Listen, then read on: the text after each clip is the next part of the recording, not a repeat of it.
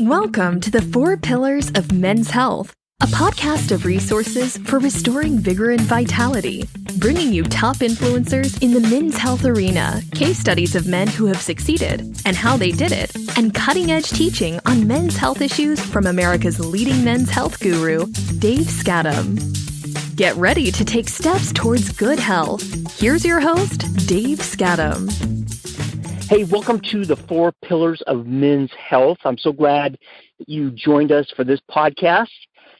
And I get so excited about this series of podcasts I'm doing. I'm calling it My Story, where I'm just interviewing guys that I know who have reached some level of good health in their life. And just all the unique stories that I hear about people's journeys, guys' journeys that have taken them to a place where they've become more or less healthy. And it's so exciting to me to hear people's stories and how they did it.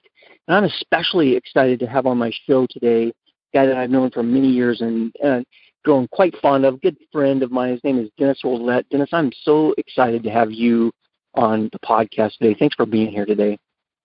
Thanks, Dave. I'm glad to be here. All right.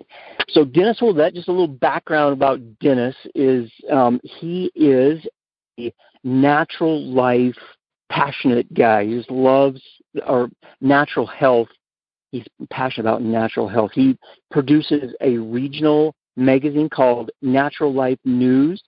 It goes out to 17,000 subscribers. It has a web presence that reaches worldwide. It's called naturallifenews.com. He's been a massage therapist all his life, and something that's really intriguing to me that I've dabbled in a little bit is he does this thing, he calls it breath work, and it's a therapeutic tool to help people, maybe Denis, you can explain this better than me, but rejuvenate and heal and revitalize their body. And Denis has so many incredible things, and he's such a wonderful, giving person. And if you can check out his magazine at naturallifenews.com, you'll be inspired by what he writes and his writers in that magazine and learn a lot. And so, I always like to start my project, these podcasts off with this question: is what is getting Denis Ouellette out of bed in the morning? What is lighting your fire these days? Okay, what is getting me out of bed and lighting my fire? Light my fire, light my fire. So,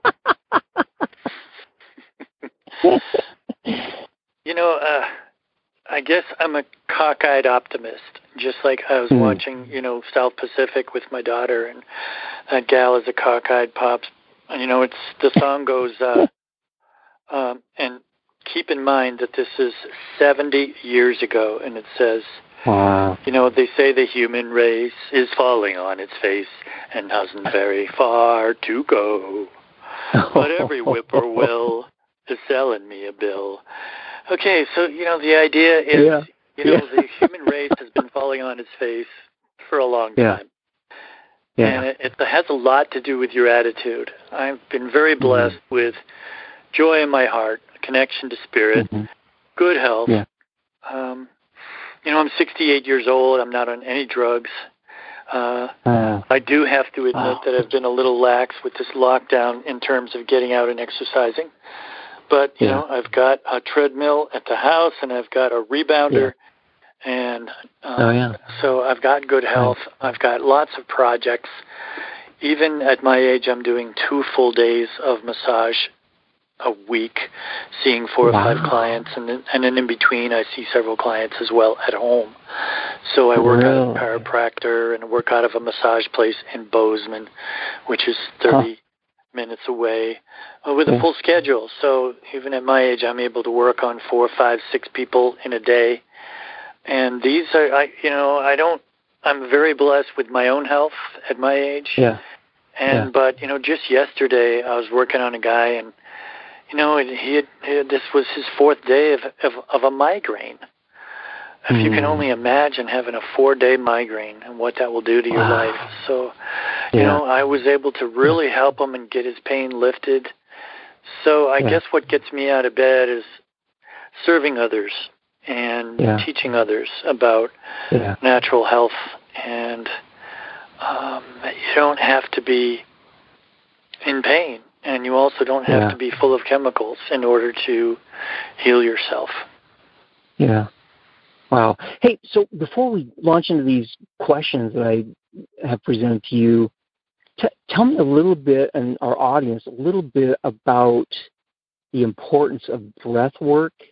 Like, what describe breath work, and then tell us the importance of what that does to our health. And if we're not in a good, healthy place with breath, what happens then? So describe that a little bit. Tell us a little bit about that. That's great. I mean, I do teach a half-day seminar on that. Yeah. So you have 6 hours, and I can tell you all about that.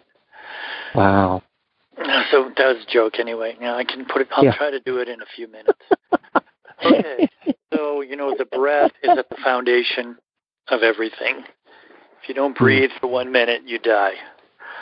The problem is that people are breathing at 10 to 20% of their full capacity. So they're not oxygenating their cells the way to make their cells happy. They're also not detoxifying at the cellular level. The main way you get energy and vitality is through your breath. And people are breathing shallow. They're also breathing high in the chest when they should be breathing diaphragmatically. Their belly should be going in and out when they breathe. Yeah. So these kinds of things are all.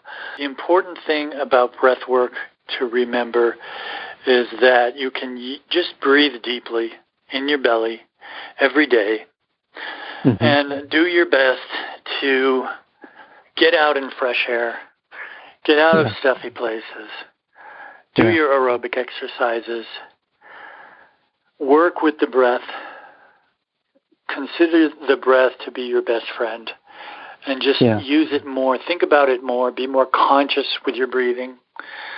And if you want to get into a breathwork session, it becomes really very involved and very deep and very life-changing as a therapy when you flood your body with oxygen and you detoxify yourself in a more conscious, direct, and emphatic way. Incredible changes happen to your physiology. They can clear out stuck trauma that is from childhood, or it can really go in and change you and renew you in many different ways. Yeah. So, I encourage you to just look up breath work. It's funny because I should probably change the subject a little bit here and talk about censorship on the internet, because it's been one of my bugaboos right now. Yeah. If you looked up breath work on Wikipedia, they would probably call it quackery, along with many others. There, even chiropractic and acupuncture and all of these other natural therapies nowadays are being censored on Wikipedia. I don't want to get into the whole vaccination thing, but if you even say one thing against the vaccinations, then you're cut off of Google, you're cut off of YouTube, and so we need to be aware that there is a sort of a movement out there. I can't say exactly who's doing it, but what they're doing is trying to censor all these natural therapies. And so this is sort of one of my soapboxes at the moment, trying to make sure that people have access to all these natural therapies that are so vital, that increase your vitality. And, there may be a few quacks out there, but, if you just use your discrimination and do what works best for you, you're going to really be able to improve your health. Yeah, speaking of that, I was talking to a medical doctor who's, right in the middle of, Western medicine and that whole medical thing and that's really strong in the United States. And he said something really surprising. He said, he's skeptical about natural health stuff, but he said, you know what?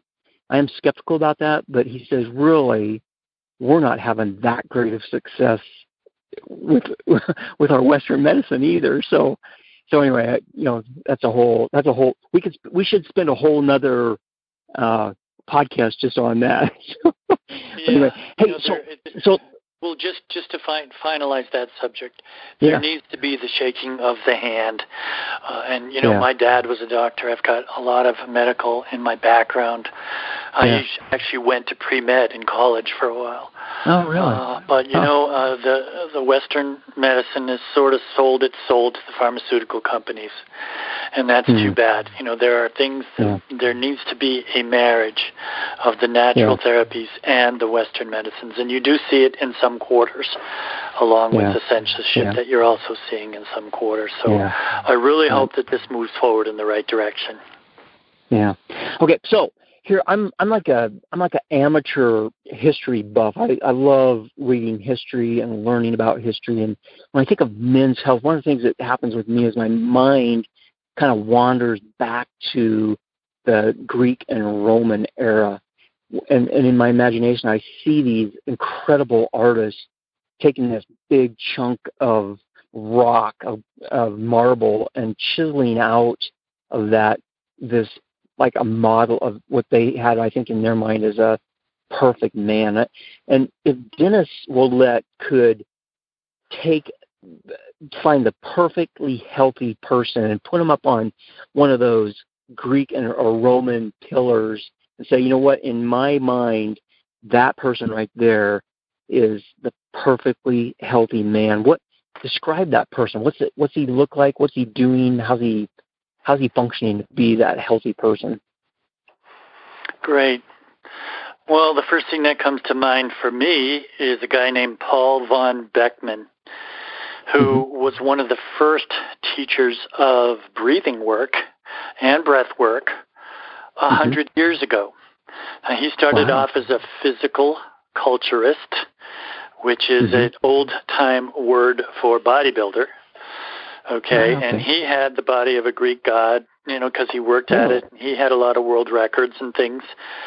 And he went to the doctor, and the doctor said, well, you may look like a Greek statue, but you're going to die young because you're so stiff and solid. Your rib cage isn't moving. You're not breathing, so your vitality is just going to go down and down and down.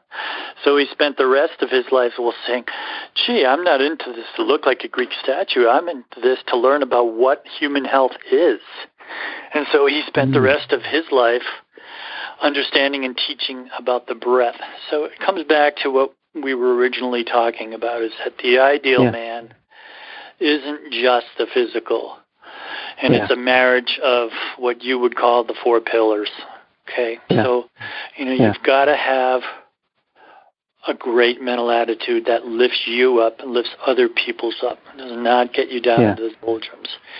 You've got to have a bit of positivity going on there, or like a joy in the heart. You've got to have emotions that aren't getting the best of you. And a lot of that has to do with your exercise and your nutrition. If you're ticking off all of those check marks and you're living a balanced life, your relationships are good, your livelihood is good, you're serving others, you're spreading goodwill, you're helping people. It's almost like the thing that comes to mind is that in the Bible, you don't mind me doing Bible, do you? Yeah. No. In the Bible, when Jesus was being baptized, the Holy Spirit came as a dove, John the Baptist, above them, and said, This is my son in whom I am well pleased.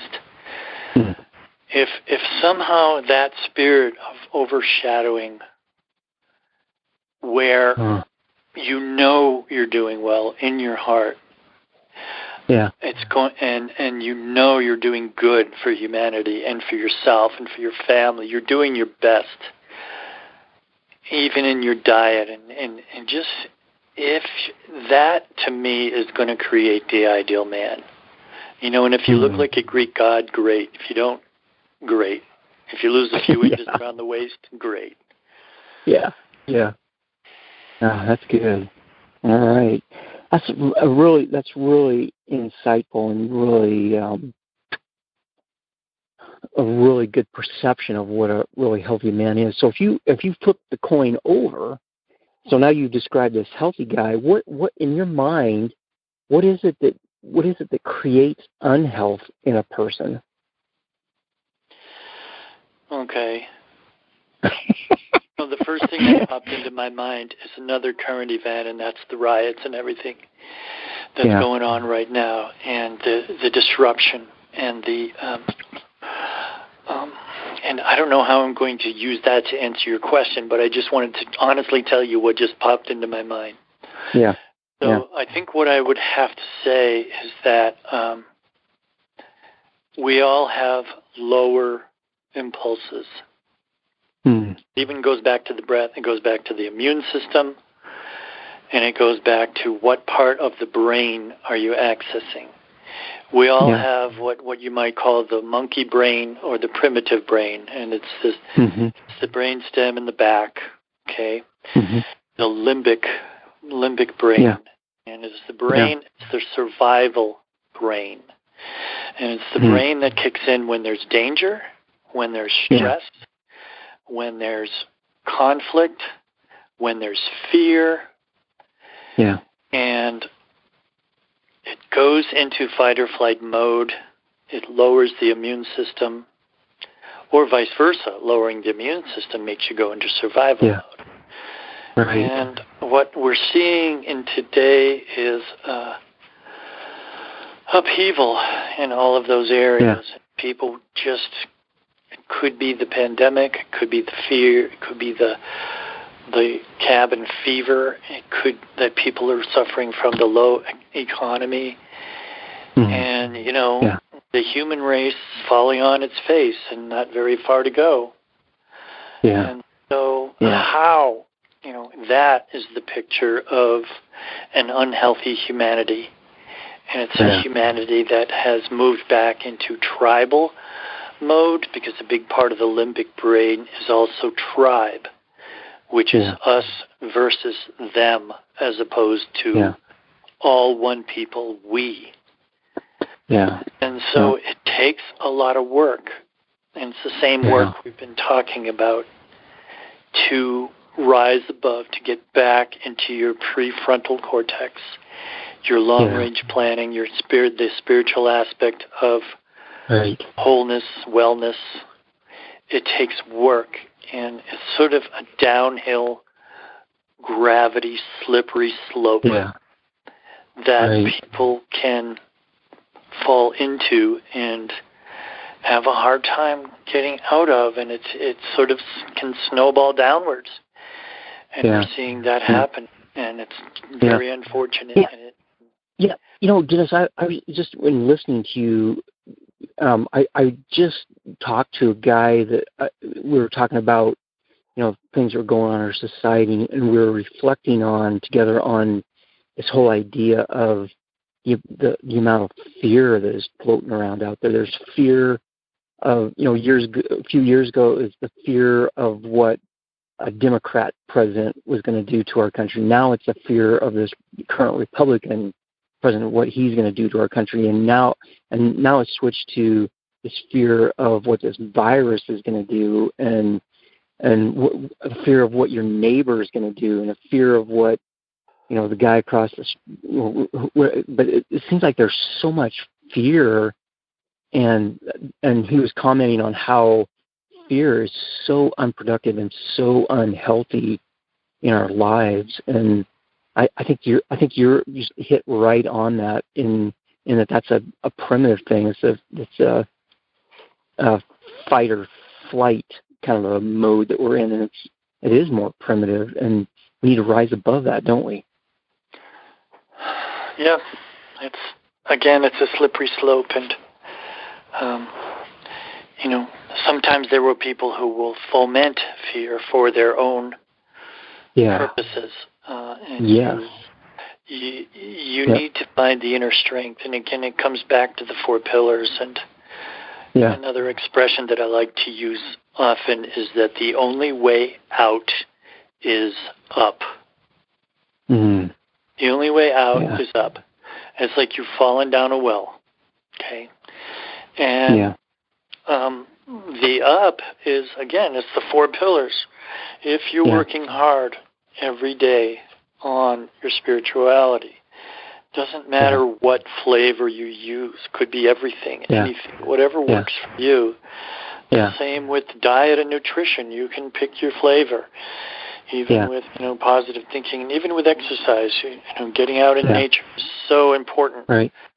Strengthening the immune system. And strengthening the immune system is not difficult to do. A big part of it, again, is breathing. Okay, we go back to the primitive. Okay, you've got the poor little Aborigine guy in the jungle hiding in the bush because there's a tiger going by. The first thing he's doing is being extremely still and holding his breath. So remember that. Probably the first reaction to fear is holding your breath. So, that would be the 5th pillar, is breathing. Yeah. That's good. And all of these things that everybody needs to do to keep their sanity. Probably turn off the news.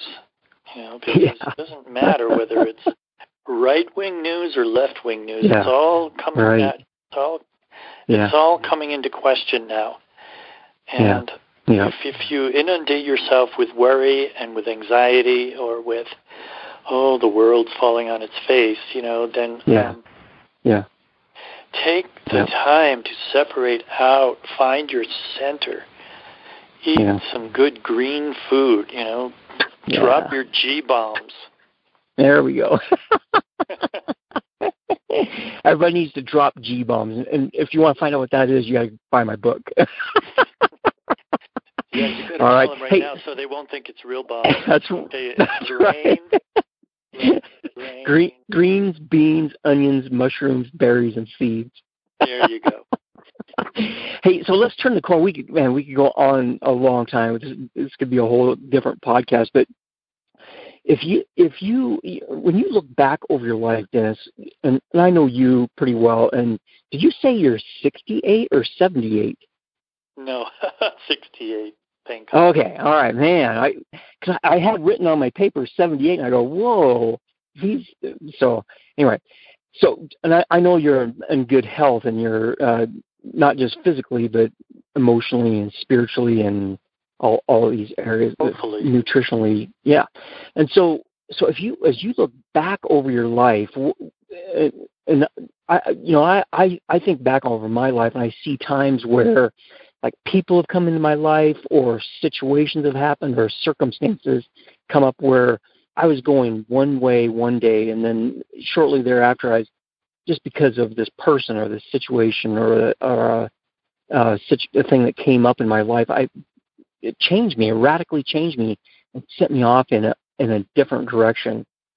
Can you think back over your life and point to a time in your life where that happened to you, and how did that impact you? The first thing that comes to mind is I was in the Navy. It was the late 70s and early 80s, and I was in San Diego, and I was already starting to get interested in the various aspects of holistic health, and that would be fasting, nutrition, spirituality, and and that's where I found breath work, that's where I found body work, and it's where I found a core group of people who were experimenting and doing all kinds of things like this. So, and I was not an extremely young man. I was in my mid to late 20s. And I would say that would be the episode in my life that put me on track to go within, do some deep healing of emotional and psychological things, and kind of reemerge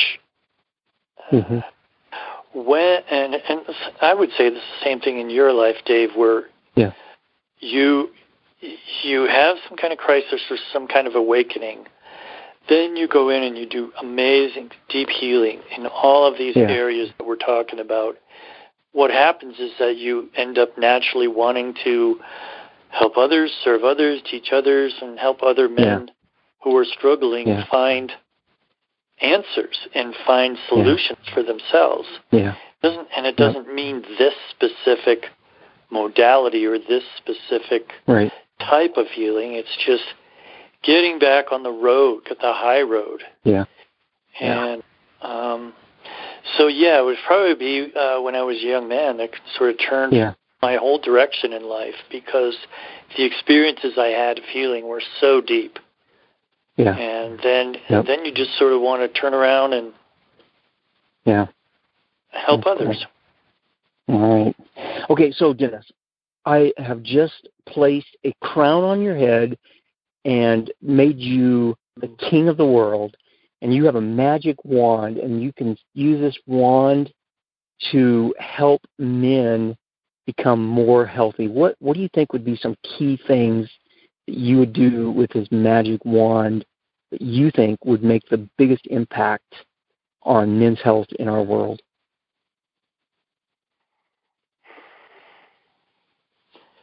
Okay, I'm a king with a magic wand. It sounds like a fairy tale. Okay. A big, long purple robe, too. So, let's see. It reminds me of a time in my life as a young man where I was very despondent. And one of the things that I used to like to do when I was a young man was climb trees. Okay? And I would always seem to, once I got way up in the top of the tree, could look out over a vast landscape, maybe see a lake, see the sky, see the sun, see the mountains. And I swear I would say to myself, I'm not getting out of this tree until I feel better, until I have gathered enough strength and enough hope to carry on, and just keep on keeping on. So it kind of goes back to the only way out is up, and in my case, up a tree. Okay, but you can think of it as a metaphorical tree, okay? Because the tree is your own higher self, your own connection to God, and whatever form that takes. And that seems to get so lost in the fray nowadays. So if I was king and I had a magic wand, I would say the number one key out of everything is one's connection to their source, whatever that means for you, and finding the time, finding the means, finding the ways, climbing a tree, going to church. Whatever works for you that can turn around a negative attitude into a positive attitude, that can give you, faith, hope, and charity, the three core virtues. Faith that no matter what the world looks like, it can become better by your actions and by your attitude. Hope, never lose hope. And then charity would be service to others. You can always get out of a bad funk yourself just by going out and helping somebody else. Even a homeless person, even, volunteering at a food bank. It doesn't matter, but if you're in a funk, get out of yourself, get out of your mud puddle, and get to work helping others. So I don't know if that's kingly, or magic wandy, but that's what I do. That not only, I think that goes like to the root of so many of our problems is we're so focused on ourselves, and that's not who we are. That's not how we are created to function. We're created to give, And if we are and it goes back to the stress reaction, which immediately puts you in survival mode, immediately thinks you worried about yourself, concerned about yourself, and then considering other things or other people to be the enemy. So That's great. All right. So we're out of time, Denis, but to wrap this up, I kind of want to have you do two things. One is, how do people get in contact with you and your whatever you're doing, your magazine or website or however you want to do that, and then just wrap this up with a few thoughts on men's health and what you want to leave our audience with today. Okay.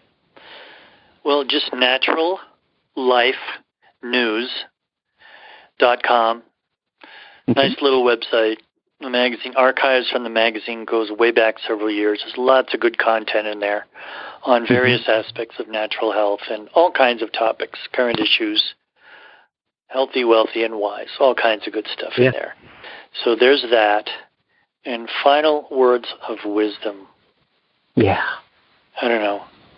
I'm sort of a white male, and I think white males right today are like the bad guy, Yeah. First there's the Me Too movement where white males are oppressing women. Then there's, now there's white males are oppressing blacks and God knows what. And so I don't know why God made me a white male. I don't think it's a bad thing, So if you are a white male, I suppose, I don't know what. Don't hoard it don't lord it over other people or other races or other genders. There's no need for that. Use it as an opportunity to take whatever privilege is involved in your skin color, which I don't think is that much, or your status, or just be humble and be yourself, contribute to others, stay positive, find that little spark of inner joy. If you've lost it, work hard to get it back, because this life is an opportunity. Every moment is an opportunity, and make the best of it. You've been listening to The 4 Pillars of Men's Health with Dave Skattum. To learn more about the resources mentioned on today's show or listen to past episodes, visit the4pillarsofmenshealth.com.